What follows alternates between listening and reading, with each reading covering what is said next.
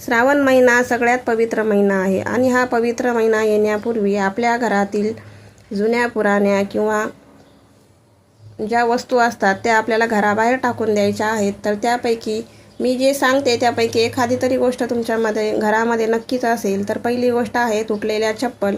तुटलेल्या चप्पल तुम्हाला घरामध्ये ठेवायच्या नाही आहेत, त्या घराबाहेर टाकायच्या आहेत. दुसरी आहे फाटलेले कपडे. फाटलेले कपडे तुम्हाला घरामध्ये ठेवायचे नाही आहे. तुटलेले किंवा फुटलेले भांडी हेही तुम्हाला घरात ठेवायचे नाही आहे.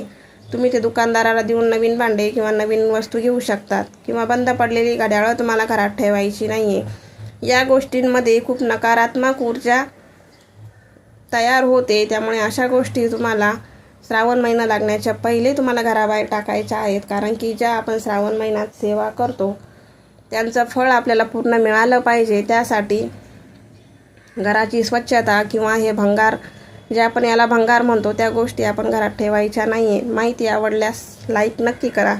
धन्यवाद.